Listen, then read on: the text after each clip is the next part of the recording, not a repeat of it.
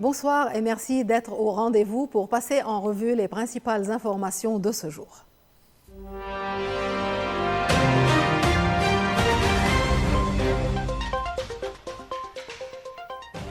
Un an après la fin de la guerre entre Israël et le Hezbollah, des images satellites montrent que l'armée israélienne maintient 5 positions militaires en territoire libanais et Israël Katz multiplie ses menaces.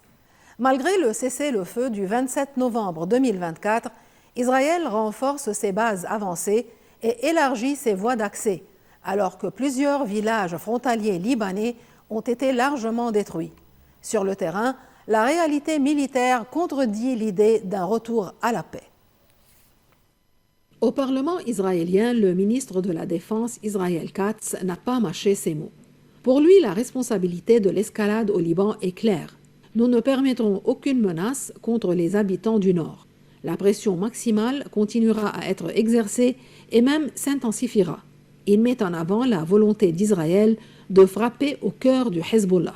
Il n'y aura pas de calme à Beyrouth ni de stabilité au Liban tant que la sécurité de l'État d'Israël ne sera pas garantie.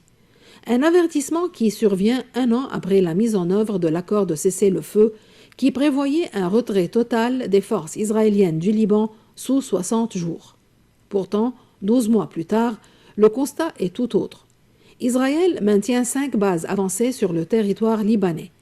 Installées sur des crêtes, ces positions s'étirent de l'ouest vers l'est le long de la ligne bleue. Selon les images satellites de Planet Labs, chaque base couvre entre 1 et 2 hectares.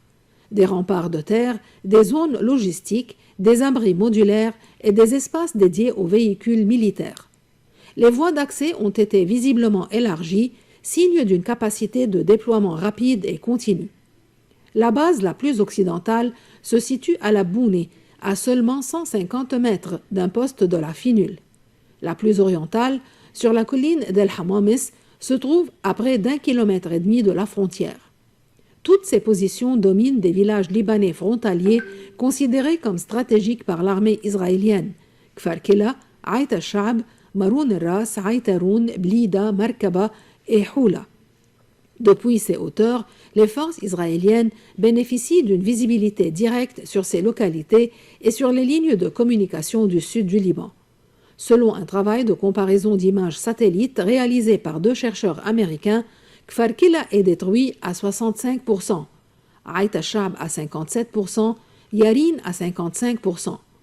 Une démolition systématique des infrastructures et habitations les plus proches de la frontière, menée en parallèle des bombardements durant le conflit et des opérations terrestres israéliennes. Officiellement, Israël affirme ne pas quitter ses positions tant que le Hezbollah ne sera pas totalement neutralisé. Mais pour les habitants du Sud, une réalité demeure. Un cessez-le-feu signé ne suffit pas à mettre fin à la guerre. 17 ans après un accord préliminaire, le Liban et Chypre signent la délimitation définitive de leurs frontières maritimes. Une étape qui pourrait ouvrir la voie à l'exploration gazière et à des retombées économiques majeures malgré les interrogations juridiques et les réserves régionales. La question des frontières revient au premier plan. Après l'accord de délimitation maritime avec Israël, Beyrouth annonce un accord final avec Chypre. Après des années d'impasse, le Liban a approuvé un projet d'accord final avec Chypre pour tracer la frontière maritime entre les deux pays. Cet accord vient clore un processus entamé en 2007, resté pendant près de 2 décennies sans aboutissement. Le texte a été validé par le gouvernement et transmis à la présidence de la République sans passer par le Parlement, une décision qui soulève des interrogations politiques et constitutionnelles. Les présidents chypriotes et libanais finalisent l'accord et le signent avant son envoi aux Nations Unies. Pour Beyrouth, l'enjeu est considérable. L'accord pourrait accélérer l'exploration gazière, attirer des investisseurs et créer une opportunité économique durable. Mais certains experts alertent. Le Liban pourrait perdre une portion de ses eaux économiques. La question chypriote n'est pas qu'une affaire bilatérale. Ankara maintient une position réservée sur les délimitations maritimes en Méditerranée orientale.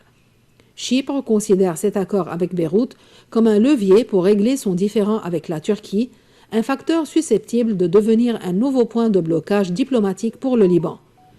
Entre promesses énergétiques, enjeux juridiques et équations régionales, l'accord maritime avec Chypre pourrait marquer un tournant. Reste à savoir si Beyrouth saura transformer cette signature en véritable opportunité pour son économie. À l'approche de la visite du pape Léon XIV, l'effervescence gagne plusieurs paroisses du Liban. À Babda, la paroisse de Saint-Abda et Phocas s'organise depuis plusieurs jours. Mobilisation des fidèles, préparation des groupes, inscription pour rejoindre les différentes étapes de la visite. Une attente chargée d'espoir dans un contexte national difficile. Reportage. Dans cette paroisse de Babda, l'annonce de la visite papale a changé le rythme des journées. Elle a créé un élan collectif. Participation aux différentes rencontres prévues, inscription pour rejoindre le palais présidentiel. Une communauté qui se prépare à vivre un moment considéré comme historique. Dans notre paroisse Saint-Abda, nous allons participer à la messe à Beyrouth et à la rencontre avec les jeunes. En tant que prêtre, je prendrai aussi part à la rencontre prévue avec les prêtres, les évêques et les agents pastoraux. Nous serons nombreux à marcher jusqu'au palais de Babda pour accueillir le pape, avec les drapeaux du Liban et du Vatican à la main, pour lui dire qu'il est le bienvenu, que nous l'aimons et qu'il est pour nous le représentant du Christ et un garant de notre unité. Dans un pays marqué par les crises successives, la venue du pape Léon XIV est perçue comme un signal d'espoir. Les fidèles y voient un geste de soutien et une occasion de renouer avec une forme d'unité. La visite du pape au Liban, vraiment, c'est un événement porteur d'espoir et de paix. Ça a un impact positif sur tous les Libanais, surtout les chrétiens. Ça tisse un peu les relations entre le Saint-Siège et nous, les Libanais. C'est important pour nous ça. J'espère que cette visite sera comme un catalyseur pour encourager la paix et renforcer le soutien international pour le Liban, pour aider le Liban à vraiment dépasser le cas où on est, à surmonter les défis, à surmonter les difficultés. Même mobilisation du côté des jeunes de la paroisse qui préparent depuis plusieurs jours leur participation aux différentes étapes de la visite.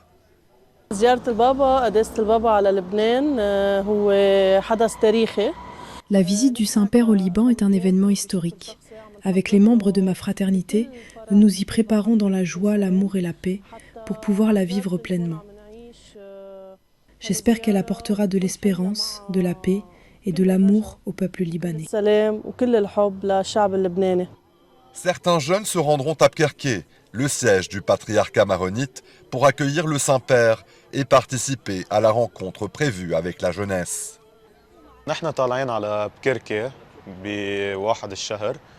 Nous irons à Abkerki le 1er décembre. Je me suis inscrit avec d'autres jeunes et membres de la fraternité de la paroisse.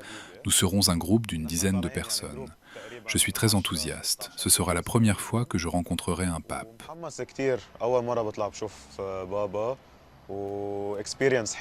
C'est une belle expérience et j'espère que nous en profiterons tout en apprenant du Saint-Père parce qu'il a une expérience que nous n'avons pas. J'espère vraiment que tout se passera bien.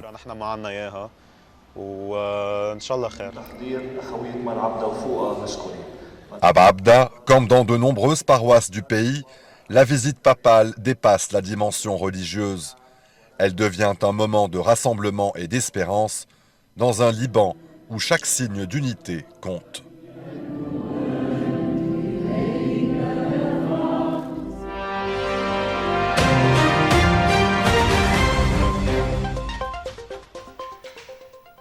L'armée israélienne annonce le lancement d'une vaste opération dans le nord de la Cisjordanie.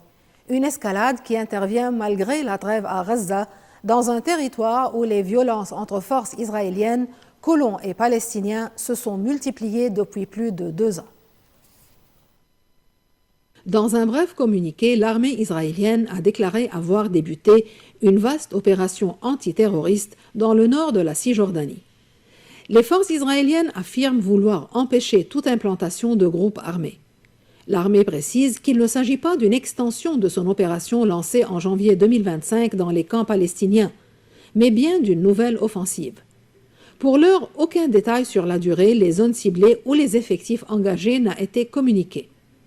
La Cisjordanie est occupée par Israël depuis 1967 et depuis octobre 2023, début de la guerre à Gaza, le territoire a connu une escalade de violence sans précédent. Plus d'1 millier de Palestiniens ont été tués, combattants et civils confondus. Du côté israélien, au moins 43 civils et soldats ont perdu la vie dans des attaques palestiniennes ou lors d'opérations militaires. Malgré la trêve annoncée à Gaza le 10 octobre, les tensions n'ont pas diminué en Cisjordanie. Les violences ne proviennent pas uniquement des opérations militaires. Certaines de ces attaques se soldent par des agressions physiques, des destructions d'habitations ou des incendies de culture.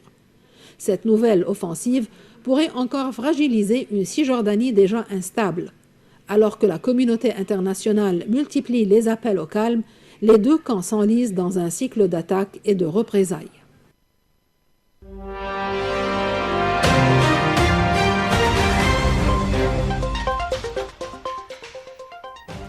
Au cœur des forêts tropicales du sud de la Thaïlande, les Maniks, derniers chasseurs-cueilleurs du pays, se battent pour conserver leurs terres ancestrales. Entre traditions millénaires, lois environnementales restrictives et sédentarisation forcée, cette petite communauté peine à exister dans un monde qui remet en cause son identité et son mode de vie. Ils sont les derniers chasseurs-cueilleurs de Thaïlande. Les Maniks, un peuple autochtone menacé par la modernité et les lois forestières, réclament le droit de vivre sur les terres qu'ils occupent depuis des générations. Dans une clairière entourée d'arbres immenses, un jeune homme court, sarbacane à la main. Un tir, un cri, puis le silence. Le singe tombe au sol. Cette chasse ancestrale, réglée comme un rite, est encore pratiquée par les Maniks, l'un des plus petits groupes ethniques du pays. À 18 ans, Dan Rakpabon est l'un des derniers chasseurs du village. Le gibier est dépouillé au feu, réparti selon la taille de chaque famille. « C'est notre nourriture. Je suis heureux quand je pars chasser, » dit le jeune homme. Mais ici, la chasse est illégale. La forêt de Pabon est une zone protégée et le mode de vie des Maniks se heurte aux règles environnementales thaïlandaises. Comme d'autres peuples autochtones dans le monde, ils sont sommés d'abandonner leur mode de vie nomade. Pourtant, souligne un responsable local, ils ne détruisent pas la forêt. Leur usage léger des ressources contribue même à la biodiversité. Ils ne sont plus que 415 dans les montagnes du Sud, selon une fondation locale. La plupart se sédentarisent à la lisière des forêts, attirés par l'accès aux soins et à l'éducation. Mais la vie moderne exige de l'argent. Les hommes travaillent dans les plantations d'EVA, les femmes tissent des sacs pour quelques dollars par jour. Nous devons acheter le riz, la viande, les légumes, soupire le chef communautaire. Sans titre foncier, les familles vivent dans la précarité. Impossible de construire une maison, couper un arbre, parfois même d'accéder à l'eau ou à l'électricité. À Plai Klong Tong, certains Maniks ont bâti des maisons sommaires et vivent dans la peur permanente des expulsions. Si nous avions nos terres, nous pourrions marcher sur nos deux pieds, lance un chef de village. Une nouvelle loi crée des zones ethniques protégées garantissant des droits d'usage permanent, mais pas la propriété. Les Maniks pourraient enfin accéder à l'éducation et au développement tout en protégeant leurs traditions. La sécurité foncière ne passe pas forcément par la possession, explique un anthropologue. À la nuit tombée, les enfants étudient à la lampe torche près des plantations d'EVA. Les Maniks rêvent d'une chose simple, une terre où vivre pour toujours sans avoir à renoncer à ce qu'ils sont. Le Pakistan vient d'inaugurer son premier marché hebdomadaire entièrement sans espèces.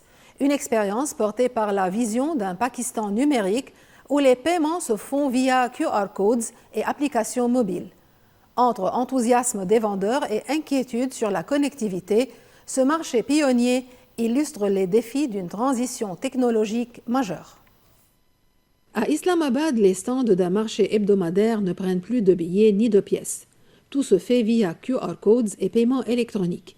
Une première nationale et un test grandeur nature pour l'économie pakistanaise.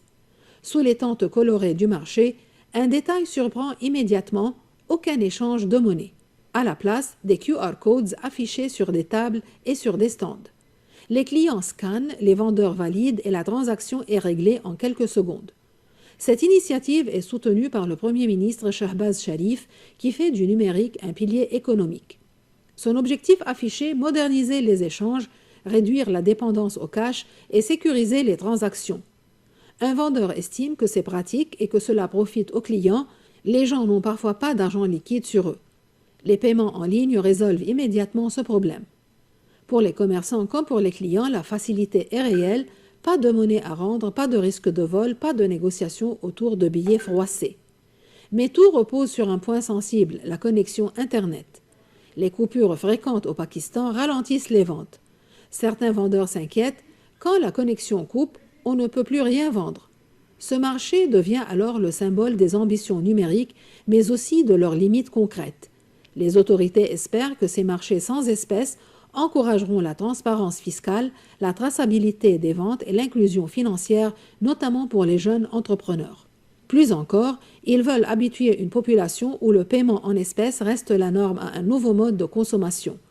Le marché d'Islamabad n'est encore qu'un prototype, mais il pose déjà une question clé. Le Pakistan est-il prêt pour un quotidien sans billets? La réponse viendra peut-être au rythme des QR codes et de la connexion.